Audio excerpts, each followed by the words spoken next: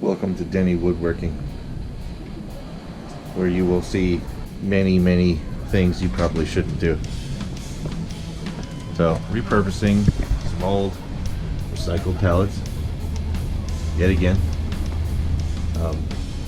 Making her a goat stall. The quails are judging me pretty hard, especially that one. I think he thinks he can do it better. It's fine, whatever. I'm site building and building as I go, which means I pre-planned this out in my head, and my head's a dangerous place.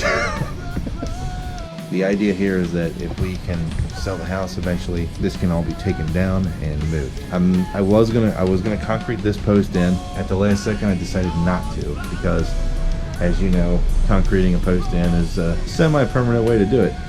Instead, I'm gonna do an anchor from here to here, just to kind of give it some more stability. They're little goats, so I'm not expecting them to bust out of here. But I mean, if you've seen Anna, you know to expect the unexpected. So I am going to put in a few braces, things like that, just to make it to where my lovely wife here can come out here, and she can just come in here and feed them and not have to get food and take it out there. Now, I want to discuss the psychological effects of the goats sitting here staring at the food cans all day. And as you know from previous videos, both goats suffer from a condition called I've got the fats. We've done all the research. Turns out the fats is curable. Exercise helps. If you at home have goats with the fats, or any animals with the fats, the diet helps. But the diet alone doesn't do it. Exercise is key. I know, because I don't do a lot of exercise. You can take it from me that if I did exercise, I would have a chiseled from stone physique that you're not seeing right now. We might edit it in later, but right now there's no stone chiseled physique. She's just being nice. That's all she's doing. She's married to me. She has to be nice to me. Okay, look at me and pretend I'm a goat. And I'm just, look how happy I am in my new stall. And I'm jumping around doing goat stuff, and I'm so happy. And look how happy my owner is. She's so happy, and she wants to feed me. Feed me grain. Feed me grain. So, the idea here is that I'm going to put in a couple of cross joists, and I'm going to plywood this, and then after that we will be pretty much ready to put the little gate on, and then cut them a hole here where they can come in and out as they please. Hopefully I get it finished. Well, so far everything's true, so that's good. Next step is to do one more across the front, and I'm actually going to be using these cutoffs that I got. My cousin brought me these.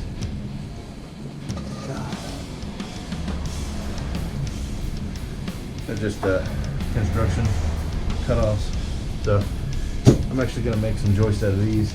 So that'll be pretty cool. I think it'll work good. This project is made possible by the Yellow Rose Homestead. Chris and Stacy, you guys are so awesome. If you haven't subscribed to them, I will find you, and I will log into your account, and I will subscribe to them so that you can watch them. Because really, you don't want to be a bad person, and watching them will make you a better person. Okay.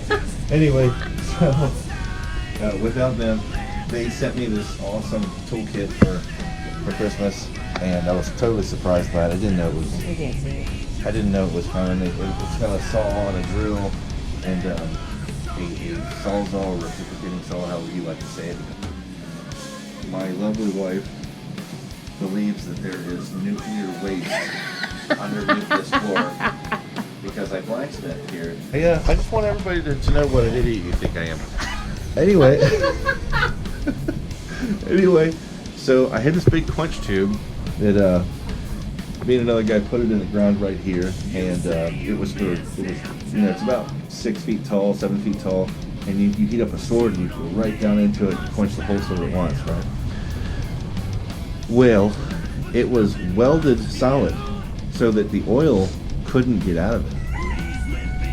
Now, after years and years, my beautiful wife informed me the other day that she thought that I just took a pipe and stuck it in the ground and filled it with oil. Even though that's the case, there is a lot of charcoal underneath this. I don't think charcoal is bad for goats, but we have to do a subfloor. I want her mind to be at ease, so. I don't want sick animals.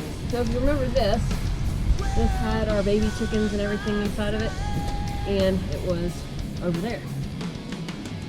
And I moved it. I had to actually tilt it on its side. I tried to record yesterday, but it kept on giving me SD card errors. And I tilted on its side, drug it over to here. Well, before that, I had to take the gate completely off and move it over here to take each screw completely off. And now we're going to have to, once we put it back, we're going to have to add another piece of wood. Probably to this area here. And then finally, I've been talking about it for like a year, put up the privacy fence around this area. Once we raise enough money to move onto Denny's family's property, we are hoping to sell this, obviously, and then going to post it as all of this is removable as well. It is going to be the best garden soil ever for anybody that lives here. And so since it's going to be an invisible fence, they could put one heck of a garden. That one leaf, that was what you wanted back there for? So I am going to make Denny go in the lean-to over there and try to pull out those pieces of paneling. As you can see behind Billie Jean, and she's eating her food.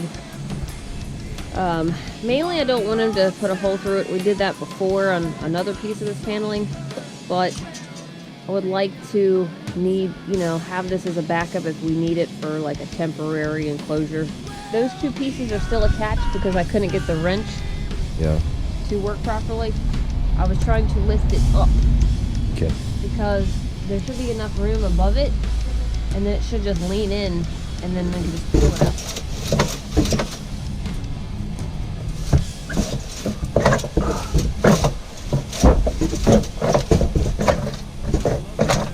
That thing that's being caught, right, is chicken wire in here. So all this chicken wire has to be pulled out of here. Pull that back with the...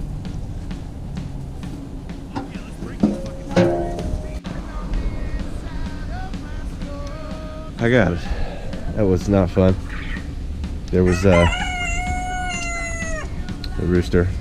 There was a rooster. I got it because there was a rooster.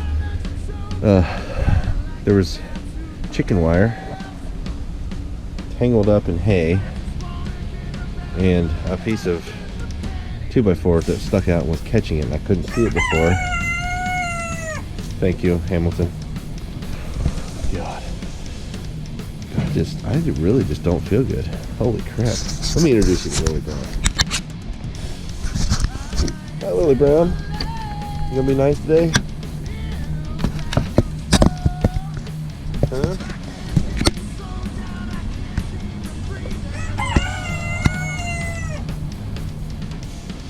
Okay, let's just get you back in there. No reason to hurt nobody today. Do you remember the scene in Jurassic Park at the very beginning when they brought the raptor in? That pretty much exactly is how I got Lily Brown into that cage. Pretty much identical. It was terrifying. I've seen things, man. So yeah, without further ado, well, I guess this is the next video. I don't know where I'm at.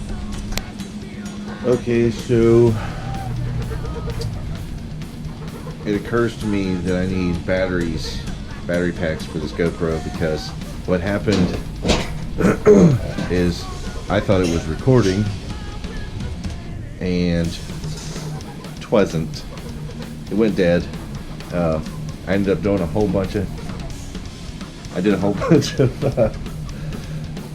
work to the pen, as you can see, and thought I was recording it all. I wasn't. So I'll show you what I did. We did the floor.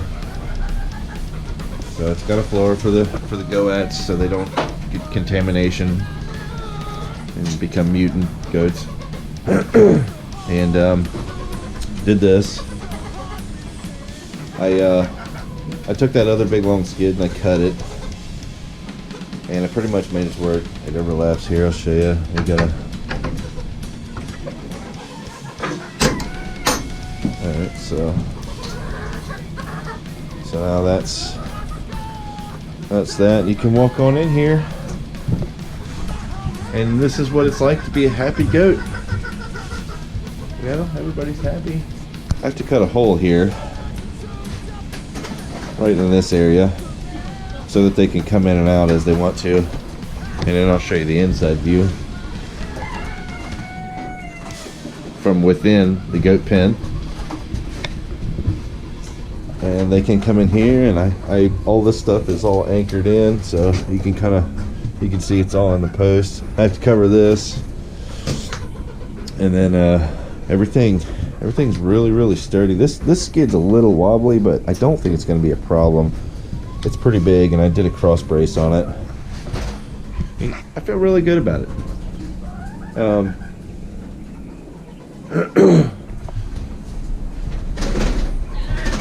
I don't want to throw around the word like hero or anything, but the shoe fits. I mean, we'll be filming more as we continue this and get the goats actually in here, and then build them a little yard out there, which is going to be a lot of fun. What do you think of your new goat stall? I love it. No, so I love my husband for this. That's right. I've been always putting him on the spot with The hero. I'm just helping. Chiseled from stone. Chiseled from there. You go. That wasn't so hard. He did a wonderful job.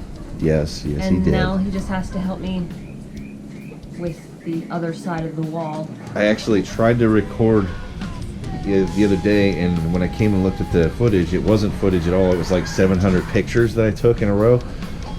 So I'm gonna say, everybody that reached out about the video about Maximus, thank you. I appreciate it. I felt bad for making what I still consider a sad video, because I like to have fun, I like to laugh, but I appreciate everybody's kindness. And there's a lot of kindred souls out there, and there's a lot of people who have animals that are very, very, important to them. My wife made a video before I joined the channel that was called "Let Your Animals Be Your Therapy," and losing Maximus made her video make sense to me a lot more, because he was my therapy. Like I said, give your dog a hug, give your cat a hug. If you have a poisonous animal, then just wave at it. If you have a really big animal, like a pet, I don't know, there's people out there with like pet tigers and stuff. I don't know, maybe you might not want to give them a hug. They might try to eat you or something, but maybe just do a wave, or I don't know. If you have a special person, shoot them a text. Sometimes a clever text. I don't know. I appreciate everything. You guys are awesome, and thank you for helping us. Thank you for helping us with everything and helping us through these things and helping our little channel grow. We appreciate it. It's fun. So without further ado, I'll see you in the next video.